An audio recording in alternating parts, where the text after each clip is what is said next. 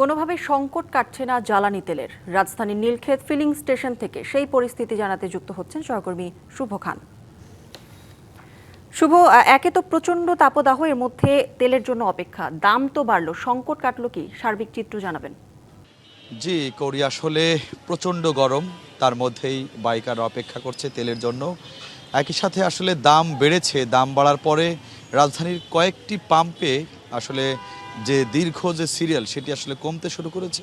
কেননা রাজধানীর কয়েকটি পাম্পেই মাত্র সার্বক্ষণিক তেল দেওয়া হয় এবং বেশিরভাগ পাম্পগুলো বন্ধ থাকার কারণে কিন্তু কয়েকটি পাম্পে আসলে দীর্ঘ সারি দেখা যায়। এই মুহূর্তে যে পেট্রোল পাম্পটিতে রয়েছে নীলক্ষেত পেট্রোল পাম্প, এখানে যদি আমরা একটু গ্রাহকদের সাথে কথা বলার চেষ্টা করি যে আসলে তেলের তেলের দাম এই যে বাড়লো, ভোগান্তি কতটুকু কমেছে? আসলে একটু কি সিরিয়াল কমেছে?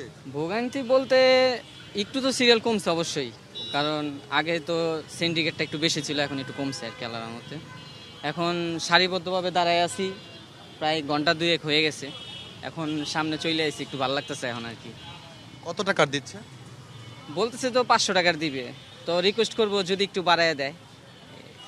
করি জানেন যে আসলে রাজধানীর কয়েকটি ফিলিং স্টেশনে ফুয়েল কার্ড সিস্টেম করা হয়েছে, যেখানে আপনার হচ্ছে 1400 টাকার তেল দেওয়া হচ্ছে, আর যে সকল পাম্পে ফুয়েল পাস নেই সেখানে আসলে এখনও 500 টাকার দিচ্ছে। কতক্ষণ সিরিয়ালে ছিলেন?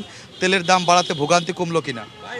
2.5 ঘন্টা, 2 বাচ্চা 2 স্কুলে, নিজের ইসলামপুরে ব্যবসা, সব কিছু বন্ধ, সব কিছু বন্ধ তেলের জন্য। হয়তো তেল দে, নাইলে সব কিছু বন্ধ কর। টাকা তো বাড়াইছস, তেল দিবি নাকি? লাইনে দাঁড়াবো কেন? টাকা বাড়াইছস, লাইনে কেন দাঁড়াবো? এইটাই প্রশ্ন জাতির কাছে। জি কৌরি, আসলে শুনছেন যে যে রোদ, আসলে এই তাপের মধ্যে অপেক্ষা করার পরে আসলে তেল নেওয়া বা পাওয়া, এটি কিন্তু আসলে দেখছেন যে গ্রাহকরা